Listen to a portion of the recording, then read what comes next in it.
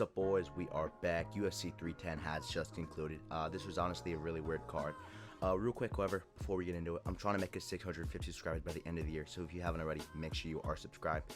But getting back to UFC 310, we started off with Chu Do Ho demoralizing Nate Landwehr. Chu Do Ho looked insane out there for 3 rounds. He demoralized Nate Landwehr. And, I mean, give him a ranked fight. Why not? He's not that young. He's a fun fighter. He reminds me of Diego Lopez. He's a similar style. They're in the same division. It was a fun fight. I say give him a ranked opponent just for fun, dude. He doesn't have much time left. Moving on to the featured fight of the night already. I guess I can talk about Bryce Mitchell versus Kron Gracie. Actually, Bryce Mitchell actually elbowed Kron Gracie into another dimension, cut Kron Gracie from the UFC. That's all I have to say about that fight. Then we have Ciryl versus Volkov. You guys know I did want Alexander Volkov to win. I liked him. I think he was on. I know he was on a 3-fight winning streak. I predicted him to win the fight, but Gane definitely won this, guys. For me, it was a close fight, and I'll definitely have to rewatch it sooner or later. But I think Gane did just enough in the later rounds, especially. He was better, and it sucks. I wanted Volkov to win, but, you know, I gotta be honest here. A lot of people are saying it was a robbery. I do not think it was a robbery. I think Gane, proper winner, and it'll be interesting to see if Gane can get back into title contention, even with this whole heavyweight mess that's going on. But, I mean, let's skip over to the main event. guys, Kai Asakura, that was really bad. That was really lackluster.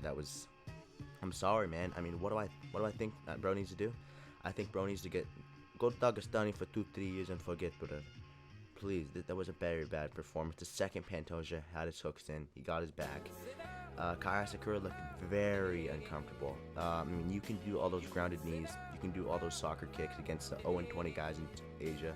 But you're just not doing that here in the UFC, man. The UFC is a different game. It was a very disappointing performance. I expected better, I'm going to be honest. A 2-time rising champion. Come on, Alex Ferreira was a champion and rising. And I mean, he's one of the greatest of all time, in my opinion now. So, yeah, very disappointing performance, though. Let's talk about the co-main event. Guys, it was a close fight. It was a really close fight. I thought Gary won it at first. First watch, I thought Gary won it. I got to rewatch it and see. It wasn't that much of a robbery. It was a close fight, but you guys still clicking on the videos to give me hate. I'm still going to get the hate comments because the people who leave hate comments don't even watch the whole video. They just see the title. But still, this was a war, dude. This is a really, really good fight. Shavkot was 2-0 up, and then Gary came back 2-2, and then leading into that 5th round.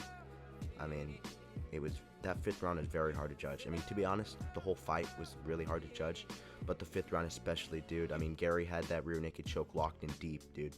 Locked in deep. I mean, you're paying Charles Oliveira to come all this way. You would expect him to get that choke in and finish the fight. But when Gary had that choke in, Shavkot looked like a panicked little beaver, guys. I'm going to be honest. This guy lost so much aura last night, and now he looks beatable. He was about to tap out, in my opinion. Shavkot's face, he looked like he was about to be done. And somehow he managed to get out of it.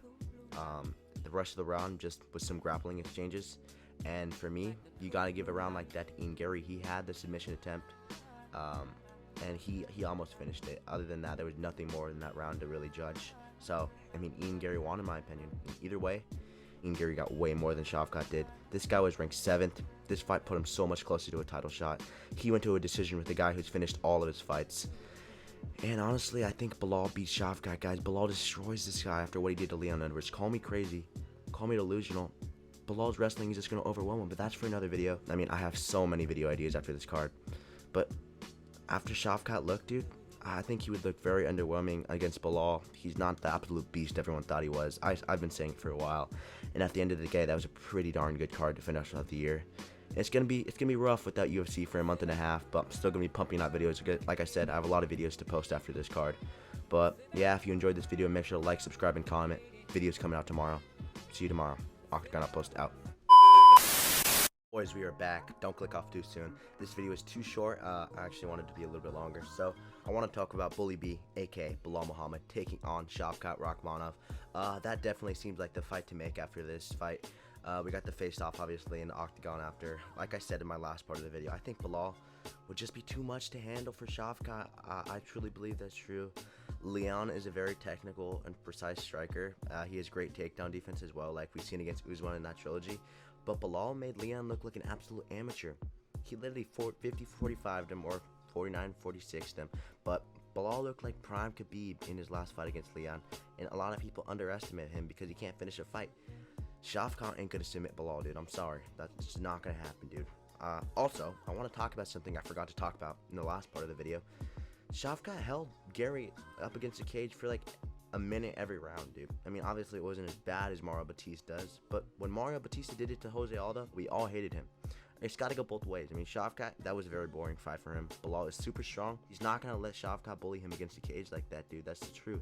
And Shavkot certainly ain't going to submit Bilal, dude. I don't care about that bulldog choke. It's not going to work on a wrestler as elite as Bilal. Shavkot sure as heck ain't finishing Bilal on the feet, dude. I'm sorry. He doesn't have power on his hands. He does not have any power on his hands. I hate to say it. He hasn't knocked out anyone good except Harris, which was a good knockout. I'll give him that. He doesn't have the power, though, in his hands at least. He landed some really big shots in Gary early in the fight, before Gary got the distance management right. But none of them really looked to hurt Ian that much. I mean, it's crazy how I'm saying a guy with 18 finishes in 19 fights is going to have a hard time finishing Bilal. But I honestly think he is, man. I'm not saying Bilal can't get chinned. I think it's very unlikely, but Bilal's striking looked really good against Leon.